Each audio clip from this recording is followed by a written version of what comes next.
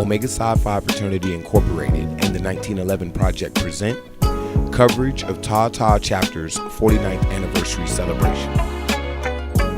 This is Hanief Saterfield with the 1911 Project. I'm here with Conrad Gamble, 07 Tau Chapter. Give us an idea about this event. Go ahead and tell the people what the event was and give them a summary of what was happening today. Well, this is the 49th anniversary, and what we decided to do in preparation for our 50th year, we looked at the architects, those brothers who were around to found the chapter, who started Tau back in 1961, as well as bring together the engineers who kept it going, those former Basili. The architects are the brothers that chartered the chapter, that were around to come up with the idea and design that started Tau. What happened basically, talking to people like Dr. Gibson and Dr. Exum, started talking about forming a chapter in Compton. After a brief period of time, several other, Winfred Smith and these two brothers and some others, talked about it, and we started to do the legwork to get the chapter organized. I feel as though those of you who have been instrumental in sticking with the chapter and providing program like the program with the Young Men Leadership Conference, that I think is something that will last forever. Each time I hear the word Tau, it makes me feel good. It really does. And in various meetings I attend, some of the brothers come up and speak to me, and they're from Tau. It really, really warms my heart.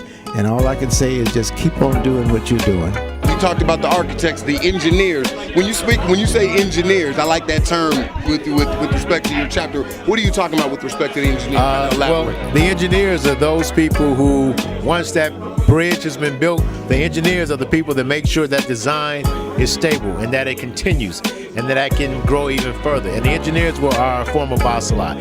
Came about Tau through Brother Owls, who called me one evening and said, "Brother Bedford, we rejuvenizing a chapter here in Compton."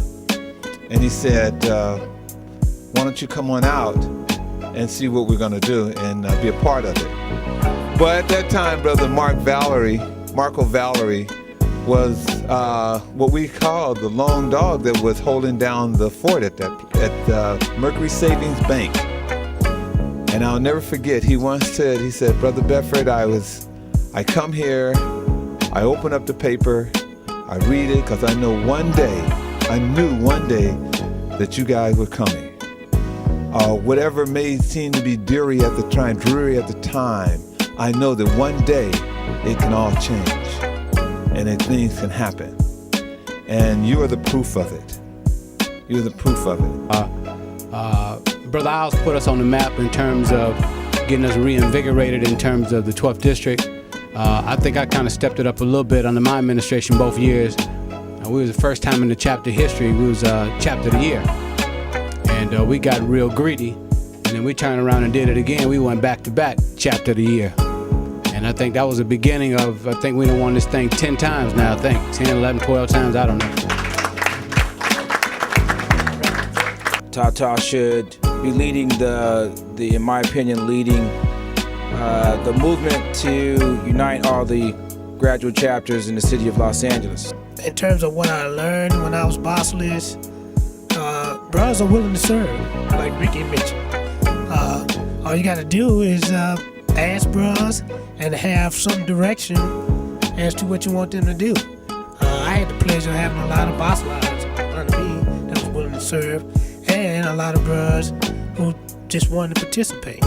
And the way I kept them involved was talking to all the brothers. Call them, talk to them, give them committees to serve under, and 9 times out of 10, my response was very positive. So use all the talent around you. Don't try to do it all yourself. Become a good delegator and a manager of the resources and talents that you have in this chapter. And I think you'll find it very useful for your administration. I'm standing on the shoulders of all the Basili and all the brothers that have come before me. There was no way in the world I was going to let this thing go backwards when I had it. And what I thought was that if we can get somebody in a position that they were going to do anyway, and do it in the name of Omega, then we'd have a win-win for everybody. I think that's when we started seeing a resurgence of different things. I believe that you brothers represent the best of what's happening out in the world right now. Because you've been through, if you look at our founders, what they started and what we've built from there, this is one of the most successful things I've ever been a part of.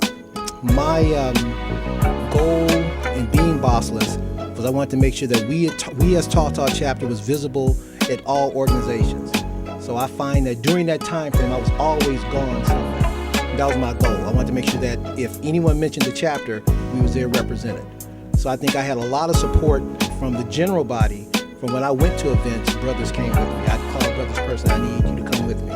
I remember we went to see the Delta president, and I made a call. We bought flowers, bought gifts, and I look forward to that. I like being an ambassador for the chapter. I think the key ingredients, certainly the Brother Lewis mentioned, many of you have sons that know about Omega because they see you in your daily life. They see you in the community. They see you at work. They see you in the home. But in between that 15, 20-year span until your sons grow up to be men and join this organization, along the way we need to bring other men in this organization. And when you bring men into the organization, you need to seek leaders. We need to seek leaders for this chapter that are going to run this chapter. Seek leaders that are leaders in their homes. How is their home life? Do they go to work? Are they leaders in the community? Are they leaders in their job? Leaders in their profession? It's gonna take those types of men that come into this organization to keep it running, keep it smooth, and keep Tall running for another 50 years. I'm proud of the last group of young men that we brought into this organization, this last line of 6. So it's going to take those types of men that, after the MSP's paid and 3 years are up, they still continue to pay their dues and are financial in that 4th, 5th, 6th, 20th year, so they can go get their 25-year pin. And I believe that's what it's going to take.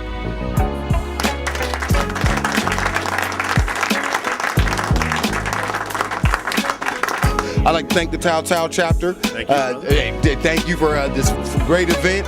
But for the 1911 Project, I'm Hanief Saterfield, saying always remember, friendship is essential to the soul. Manhood, scholarship, perseverance. When it all comes down to it, we do those 3 to do what? Uplift. Omega Psi Phi Fraternity Incorporated, forever and always.